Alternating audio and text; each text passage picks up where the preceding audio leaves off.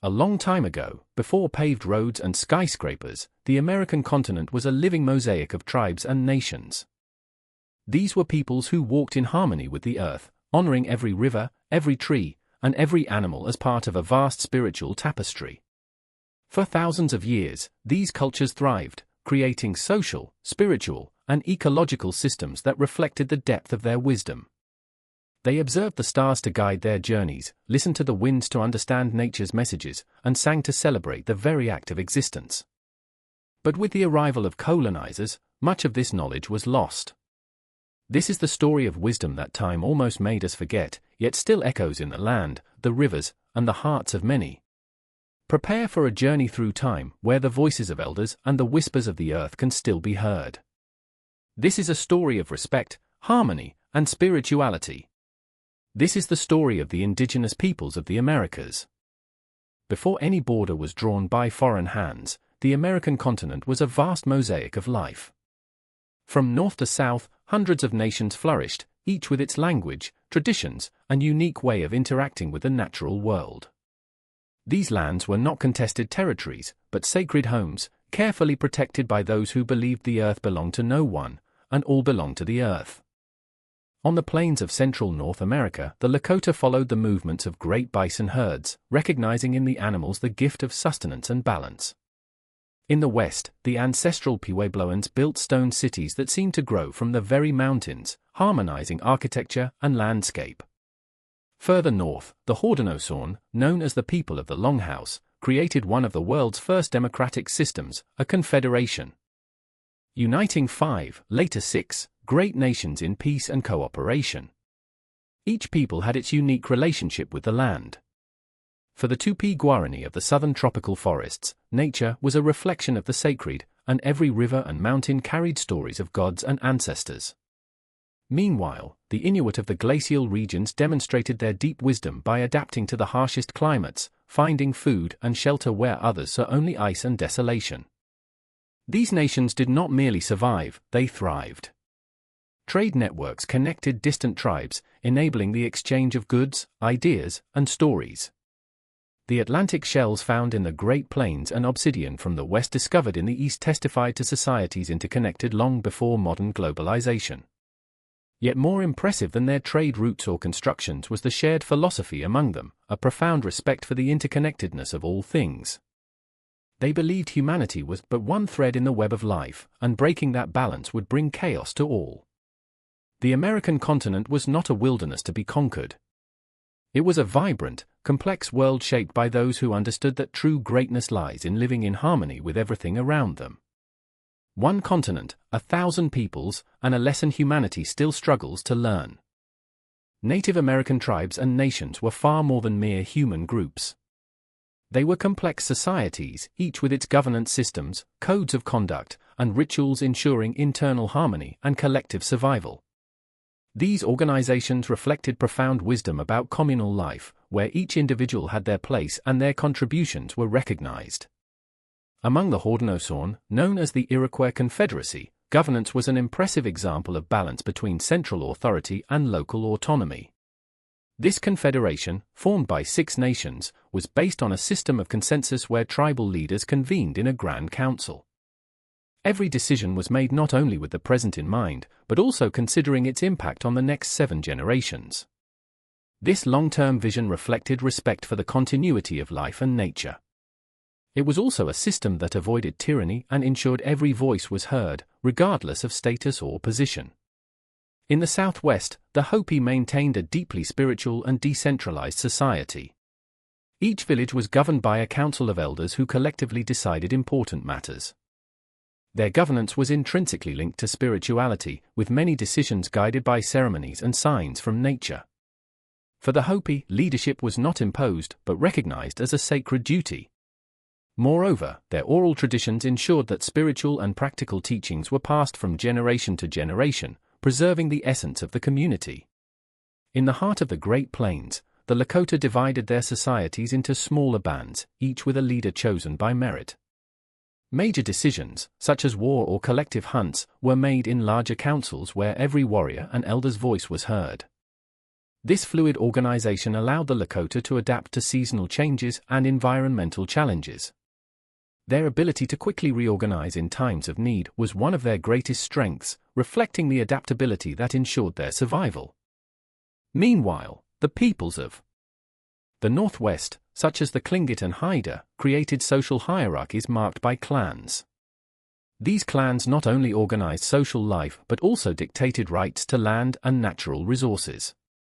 Each clan had its origin stories, emblems, and spiritual lineage, celebrated in elaborate ceremonies like potlatches, feasts where wealth was distributed to reinforce alliances and demonstrate generosity. This practice strengthened social bonds, balanced resources, and ensured no one hoarded excesses. The common thread in all these organizations was the same: unwavering respect for cooperation and interdependence. Among Native American tribes, decisions were rarely made by a single individual. They resulted from collective debate and often had a spiritual character. Leadership was seen as service, a responsibility to the community and ancestors. Additionally, there was an emphasis on constant learning, where every tribe member contributed their knowledge and skills for the common good. Native American tribes and nations had an organization that transcended politics. They demonstrated that true leadership is born from respect for life, community, and the earth. A teaching that, though lost to many, can still serve as an example for us and future generations. The spiritual practices of Native American peoples were a celebration of the interconnectedness between the physical and spiritual worlds. To them, the earth was not merely a place to live, but a living, sacred being whose divine essence could be felt in every mountain, river, forest, and animal. This spiritual vision permeated all aspects of their lives, from rituals to daily activities. Among the Lakota, spirituality revolved around the concept of Wakantanka, the Great Spirit or Great Mystery. This divine force was not represented by a single entity, but by the sum of all energies in the universe, connecting everything that exists. Rituals such as the sun dance symbolize sacrifice and renewal, linking the individual to the cosmic order. During the ceremony, participants would dance for hours in devotion, connecting with natural cycles and praying for harmony within their communities. The Hopi, on the other hand, believed they were the guardians of balance between the physical and spiritual worlds. Their ceremonies, conducted by the Kachinas, spiritual beings representing aspects of nature and ancestors, sought to bring rain, fertility, and prosperity. Every dance, every mask worn during rituals, was a manifestation of respect for the sacred and a way to communicate with the divine. Balance and harmony were maintained through strict observance of rituals passed down through generations. Among the Amazonian peoples, such as the Tupi-Guarani, spirituality was deeply connected to the concept of terra sem mals, land without evil, a state of spiritual purity and balance. They believed that through songs, dances, and the ingestion of sacred plants and forest medicines, such as ayahuasca, they could achieve visions to guide their communities and connect with the gods and spirits of the forest. These rituals were also moments of healing, where body and spirit were treated as an inseparable unity. The peoples of the Northwest, such as the Haida, incorporated spirituality into their art, particularly in the creation of totem poles. These monuments were far more than sculptures. They were living stories representing lineages, myths, and relationships with the sacred. Each carved figure carried profound meanings, symbolizing connections with ancestors and the natural forces that shaped their lives. In all these cultures, spirituality was not an isolated practice, but something that permeated everyday life. Before hunting, fishermen and hunters would offer prayers and offerings, thanking the spirit of the animal for its gift. When planting, farmers would sing to the earth, asking for its blessing and fertility. Even the acts of building a shelter or lighting a fire were surrounded by rituals that acknowledged the sacredness of each action. Spiritual practices also played an essential role in healing. Shamans, seen as bridges between worlds, used chants, medicinal plants, and dances to treat illnesses viewed as spiritual imbalances. These healers not only restored physical health, but also reconnected the individual with the web of life. The wisdom of these spiritual practices transcends time and invites us to reflect. What if we lived in a world where every act was an act of devotion? Where each step was taken with gratitude, and every word spoken carried the weight of the sacred? Perhaps, like the Native American ancestors, we could rediscover our own connection with the divine. The philosophy of interdependence was at the core of the Native American way of life.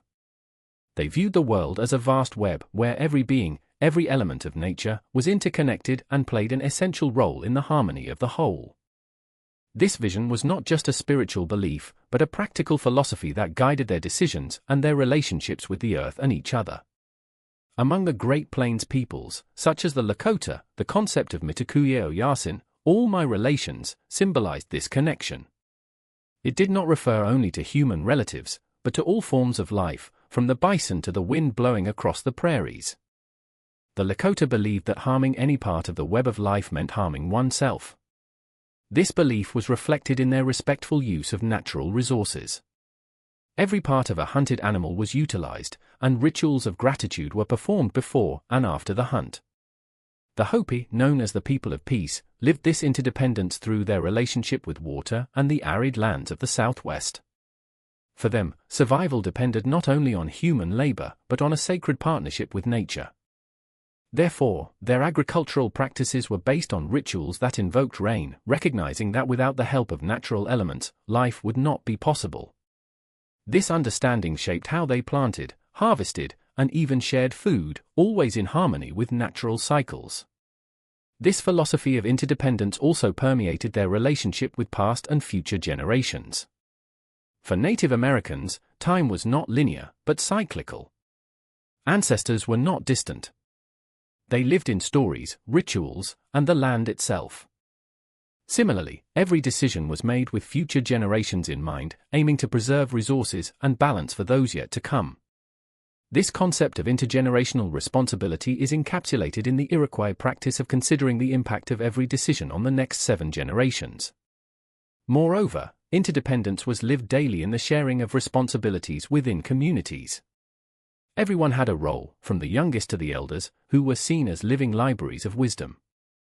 Survival was not an individual endeavor, but a collective one, with each person contributing to the well-being of the group, whether by hunting, farming, teaching, or healing. The Native American philosophy of interdependence offers us a vital lesson. We are not isolated islands, but part of a vast web of relationships. They show us that caring for one another and for the earth is not just an ethical duty, but a necessity for survival and prosperity. In a world where disconnection and selfishness prevail, perhaps it is time to rediscover this ancestral wisdom and remember that, as they said, everything is connected. With the arrival of the colonizers, or rather the European invaders, the Native American peoples faced centuries of dehumanization and cultural loss. Cultural lands were invaded, destroyed, and desecrated. Languages were silenced, and spiritual practices were banned. The overwhelming force of colonization led to the destruction of countless traditions, yet it could not entirely extinguish the essence of the wisdom these peoples carried. Despite the hardships, many of their teachings still echo in the modern world, inspiring movements for justice and sustainability. During the 19th century, government policies such as native boarding schools in the United States and Canada had the explicit aim of eradicating indigenous cultures. Children were forced to abandon their languages, customs, and spirituality. Yet in secret, many families continued to pass down their traditions. The Lakota, for instance, kept alive the practice of the sun dance, a spiritual ritual symbolizing renewal and cosmic connection. Today, this ceremony stands as a powerful example of cultural resistance and a bridge between the past and the future. The Hopi preserved their prophecies, which warn of the dangers of ignoring humanity's interdependence with nature. They believe that the environmental and social imbalances we face today are the result of straying from sacred paths. These prophecies have become a guiding light for those seeking to restore harmony with the earth, offering a vision of hope rooted in respect and collective responsibility.